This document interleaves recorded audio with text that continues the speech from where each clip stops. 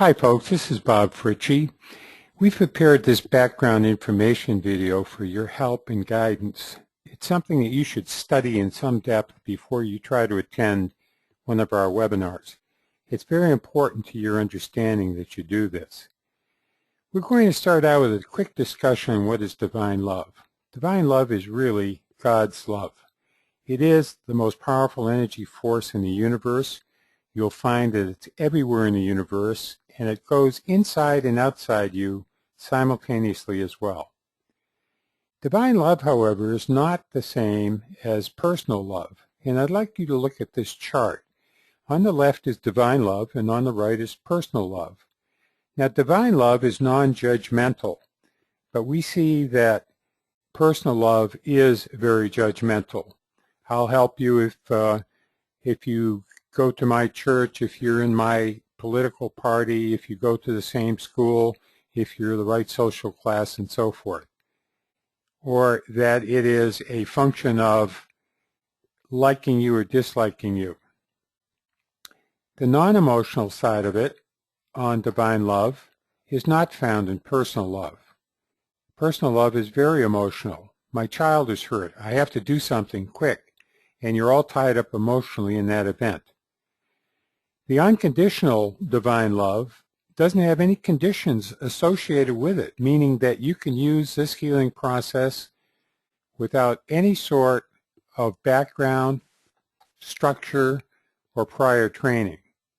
And you'll find that in the case of personal love, most of those programs that are out there have many conditions applied to them.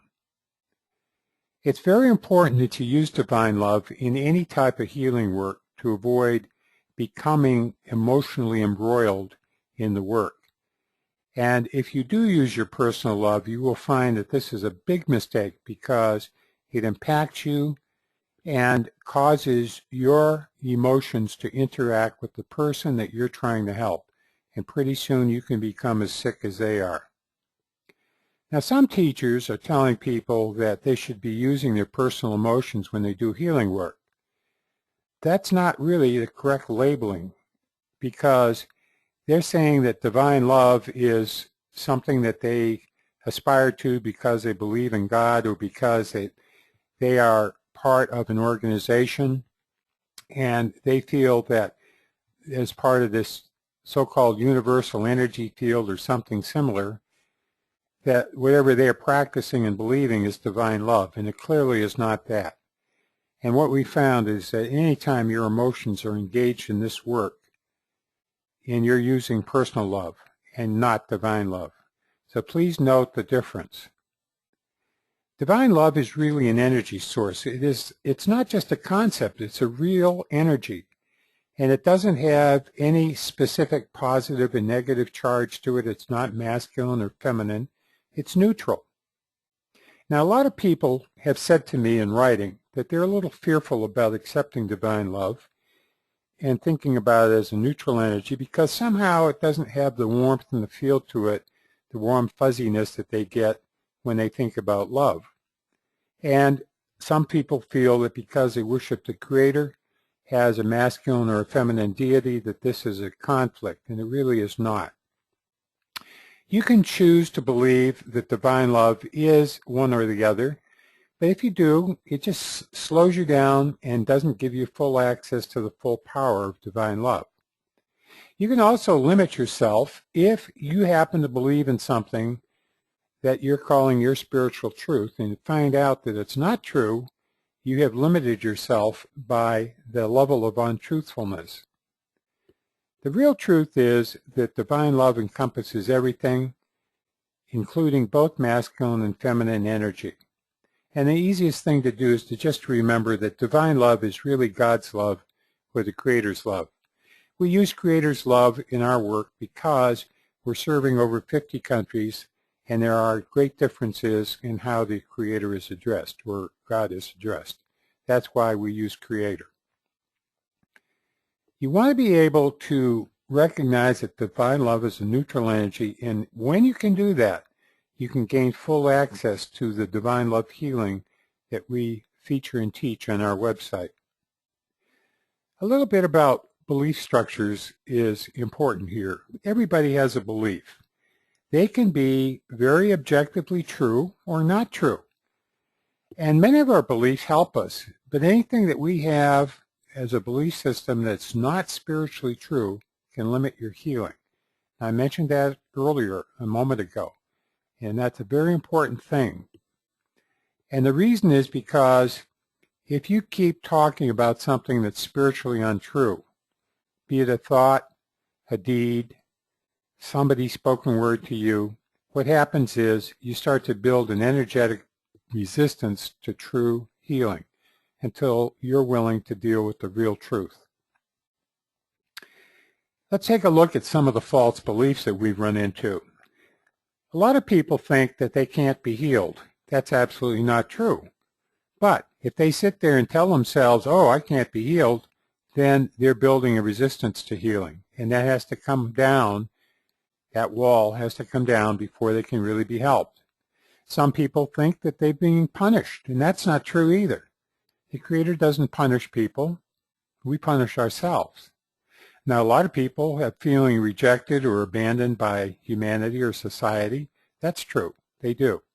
Some are ashamed or have been shamed by other people. That's also true. But it's not true that they have to stay in that mode. A lot of people are confused by the very word spirituality. They don't know what it means. I've had even some people tell me that they're possessed by evil spirits, and that's not true either. And some have mixed up the concept of spiritual truth with mental truth, so they don't know what is or is not true. Now, this results in people living lives of desperation. If spiritual healing doesn't occur according to their expectations, a lot of times people just quit trying. They give up. And all they have to do to make our systems work is to stay engaged with it.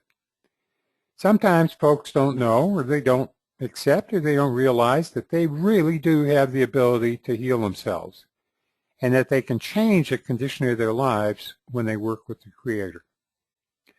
So the fundamental basic truth is this: we're all spiritual beings living in human bodies. That makes us all spiritual brothers and sisters as well. When you look at your own body, it consists of 4 major ingredients: a spirit, soul, mind, and body. These are all energetic components of you, and they all interact together. Let's take a quick look at how that happens. Your spirit is an energy field that's inside you and it extends out into space all around you. You're born with it. The Creator gave it to you. It's also your direct connection to the Creator, just as though you had a secure telephone link, satellite telephone link to the Creator. And your spirit always works in your best interest. It is a divine spark that comes to you from the Creator, and it's lying there dormant in your system until you accept it and start working with it. And once you realize that it's from the Creator, you can learn to activate divine love and work with petitions to change your life, because divine love is everywhere. You can also learn to communicate directly with your spirit or the Creator in exactly the same manner you would talk to a friend. I like to think of it as sitting down and having a cup of coffee across the table and talking to the Creator on that level. And all you have to do to make that work for you is to learn to ask without fear, doubt, and uncertainty. And we'll teach you how to do that on our webinars. It's very, very important. Now, your soul is another energy field that's inside and around space outside your body. Your soul is influenced by whatever it is that's going on in this life and past lives, if you believe in past lives. Your soul is storing all these life events. And it can even store energy imprints that are harmful to you until you learn to release these things to the Creator. And that's called releasing karma. We'll show you how to do that as well. Your mind is an energy field that's inside and outside your body, and it stores a running record of everything that's going on experientially in this lifetime. And it jumps in at the funniest times and influences your decisions. The downside of it is your mind can resist energetic change. And that's one reason why some people have trouble changing their health or their lifestyle, because they have not learned how to work with the mind and avoid having the mind controlling their life. Let's talk about your physical body. Your physical body is catching all the energy from the soul, the mind, and all these little subtle energy fields that you've read about. Plus, it's impacted by all the energies that happen to you from accidents or radiation or daily environmental exposure to chemistry and all sorts of other things. Good air, bad water, that sort of thing. Now, the way healing works is something you want to understand. It's very simple. Your spirit has the highest vibration in your body. The next highest is soul, next highest is mind, and the lowest vibration is your body. And healing starts at the top, energy, at the spiritual level, and works downward into the body, downward. Now, we can all learn how to use our spirit to send and receive love. It's very simple. The reason we use our spirit is because, as I said earlier, it's the highest energy frequency our body can handle. Now, our research has shown that its spiritual intention is really what you're trying to do, and it gets much better results than trying to operate with your soul or your mind. And when you try our systems, you'll see that to be true. Back in 1980, excuse me, my friend and mentor, Dr. Marcel Vogel, said energy follows thought. And what he was talking about was that when we consciously send a thought to a target, the energy or the thought that we have that's associated with this follows it. So divine love is acting on whatever that thought is. In our healing work, what we're doing is we're teaching people to construct a thought based upon what we're trying to do, and we call that a petition. And then what we do is we work with our spirit to send that petition wherever it's needed. If it's needed in us, we release it to ourselves. If it's needed for somebody else or something else, we send it to that point. And we do that with divine love, and divine love activates and then acts locally on that petition. That's how it works. We teach people to be at one with this energy field of divine love by using their spirit plus their spiritual intention to operate with divine love that is within them, not their personal love. Very important distinction. Now, your internal spirit is really controlling the healing rate. That's the important thing to know about this. And it's important that you know this because when you start working on something, your spirit is really in charge, and it's going to operate in your best interest. Well, surprisingly, what that may mean is that it's working on something that it considers more important than what you consider. And you're sitting there saying, well, gee, not much seems to be happening. But it really is. It's just that something more important than you perceive needs to clear out first before the thing that you want to have done is obvious to you. Now, also we've found that sometimes your spirit won't proceed if you're just filled with fear and doubt and uncertainty all through your system. We'll show you how to break that linkage of fear, doubt, and uncertainty so that you can process this. Now, in our webinars, we talk a lot about onion layers or energy layers, and your body is just like having energy layers like it was an onion. When you're healing, divine love comes through your energy layers, sometimes in one session, and sometimes it takes multiple sessions because it's really up to your spirit based on your state of health as to how far you can go at any point in time. Don't ever think you're doing something wrong if you're not getting an immediate result. It just means there's something else going on, some kind of a discordant energy that's in there that needs to be taken out of a given layer, and your spirit will do that. And all you have to do is do your petitions more often to clear all this stuff out. And we'll talk about how often that is in the actual webinars. We try to work with the idea of symptoms in our petition. So what's a symptom? We tell people to choose one symptom and work with it. And we tell them that when they're signing up for a webinar, make a good symptom, pick a good one. And we'll get to that in a moment. But let's talk for a second about pain, because that's a precursor for a lot of the people that say they have symptoms. And most people don't want to have pain, but it does have a very important purpose. It's telling you that something is going on in your body that needs to be addressed. That's all it means. You're not being punished by the Creator. But that is a good symptom. Symptoms can be physical, emotional, spiritual, everyday life issues such as financial relationships, jobs, family concerns, all of that. But they need to be descriptive. You do not want to use a medical diagnosis or a label that somebody has placed upon you. And here's an example of symptoms. Down the left-hand side are helpful symptoms. You have a headache. Don't refer to it as a migraine. On the right-hand side, these are the diagnoses that are associated with the description of a symptom.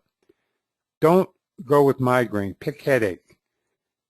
Say stomach ache instead of influenza. Say anxiety instead of PTSD. Say problems with attention instead of ADD or ADHD.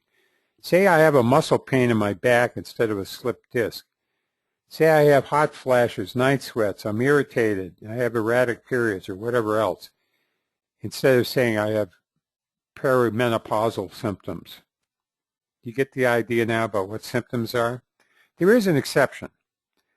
You can use a diagnosis if the diagnosis is the result of an acceptable medical test that does not produce false positives. Now, some of them do.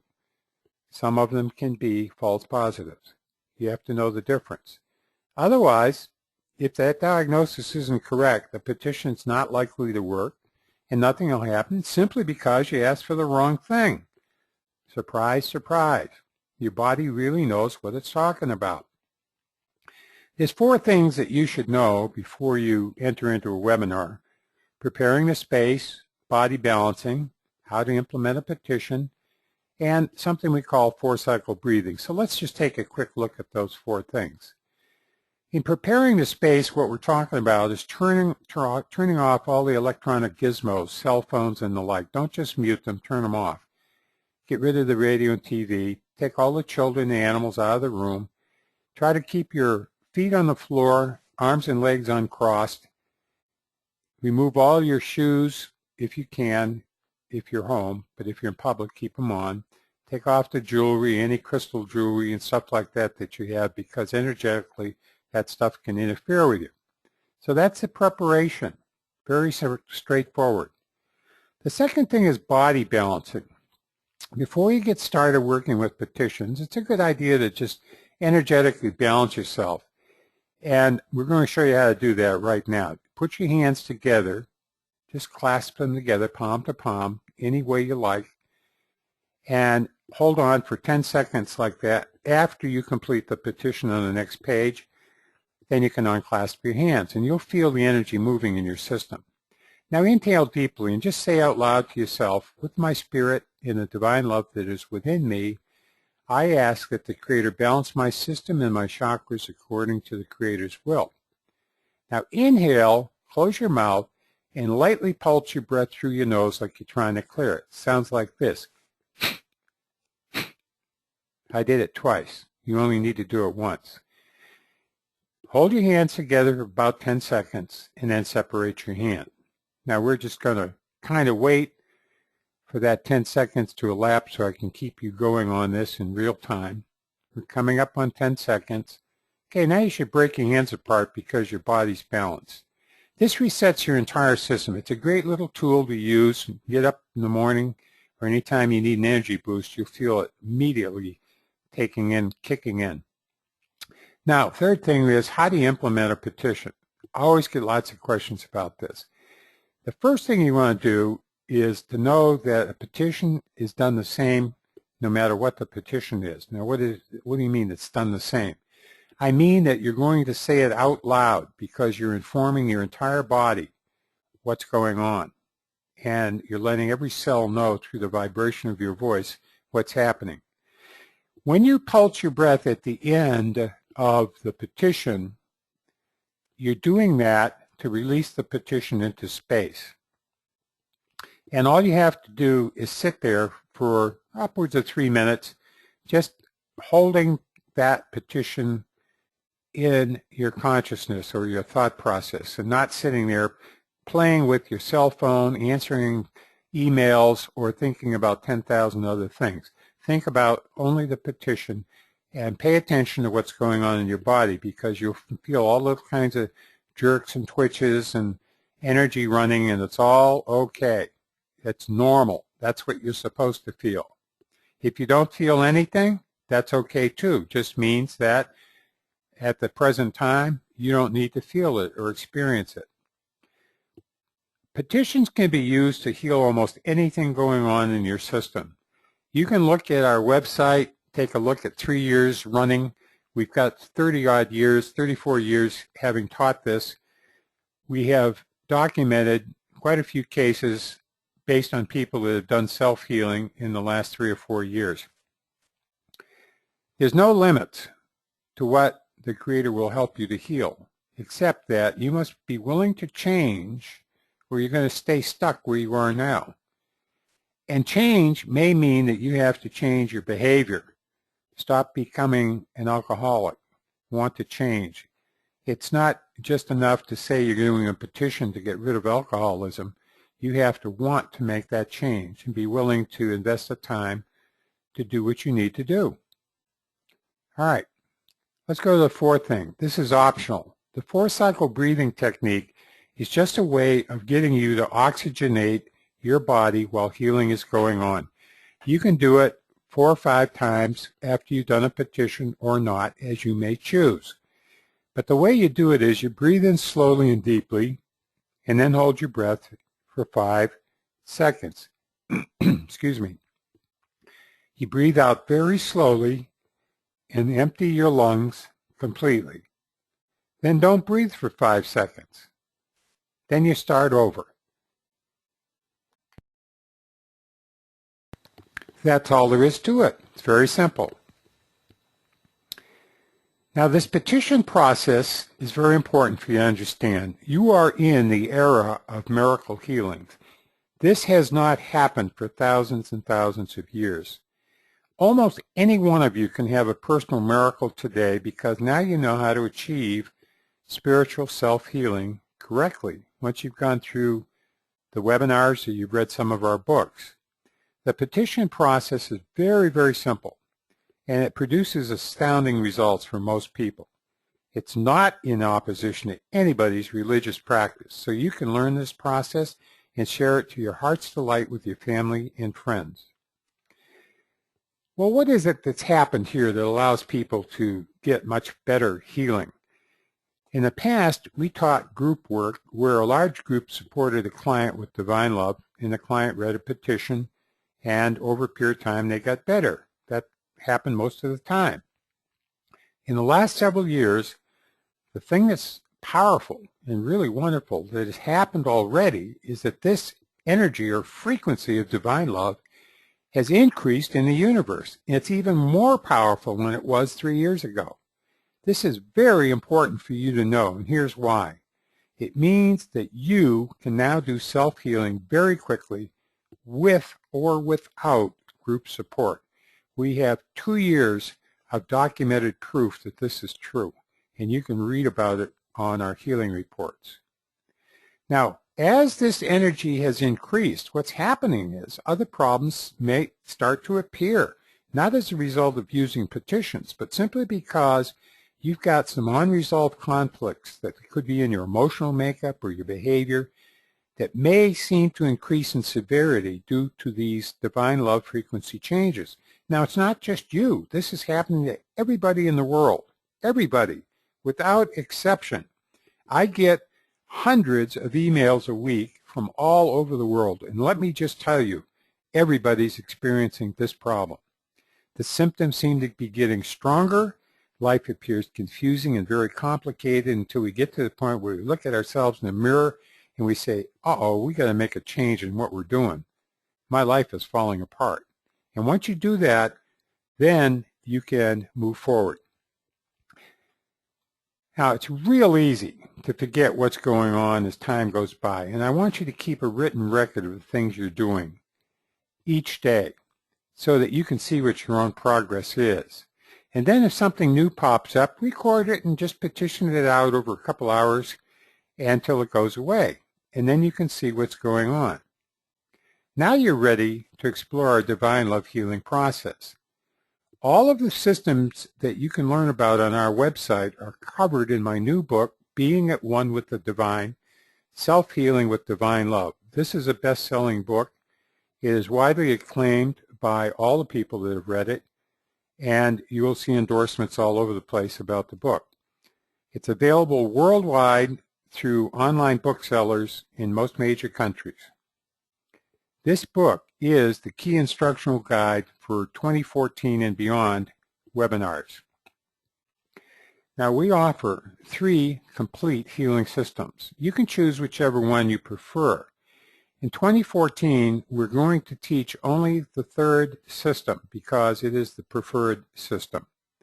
Here are those 3 systems. The first one's called the Free Healing Program. It's fully described on our website. It's a self-teaching program. You follow the instructions and do it for 14 days. Our 2013 Divine Love Self-Healing Process has been implemented, and you can do that totally without group support.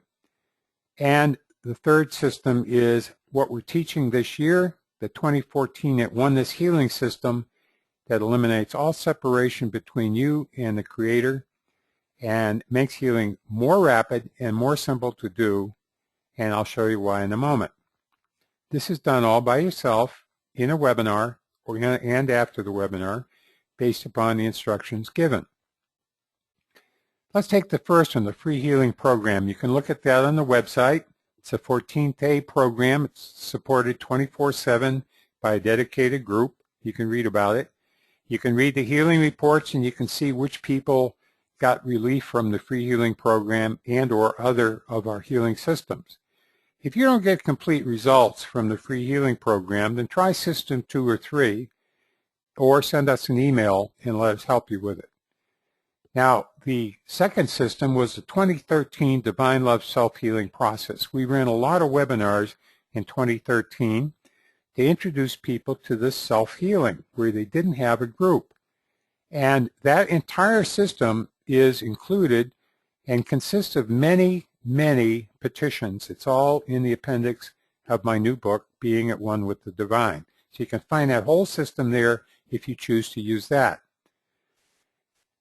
In 2014, we're teaching only the 3rd system, the 2014 At Oneness Healing System. This is truly an advanced healing system that you implement without a group. The difference is it's taught in webinars and it's taught in the book, Being at One with the Divine. Why would you want to even use this if the one in 2013 worked for you? Well, this new system incorporates all of the previous petitions that can be used to address anything. It comes down to just 2 petitions. It is the recommended system for the future and for 2014.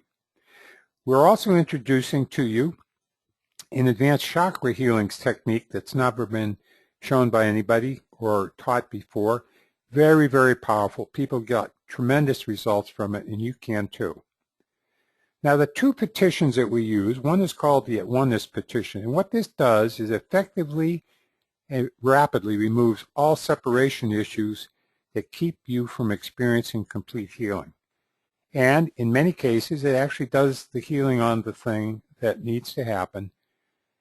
And in the case where you have multiple things or you have a specific problem that you want to work on, you use the second petition called the Lovingness petition. And that'll rapidly take out any lingering problems or any other kind of a side effect that you might see or feel based on your daily activities. You can register on our website under webinars. It's called the At Oneness Healing System webinar. I encourage you from the deepest part of my heart that you try this because it is amazing. It is powerful. You're doing it for yourself. I'm not doing it to you, and people are getting amazing results with it. When you enroll, you're buying 1 seat. You can attend 1 session or 10 sessions if you wanted to, but they're all the same. and it only takes you 1 hour to learn this. But if you needed to brush up on it, come back as our guest.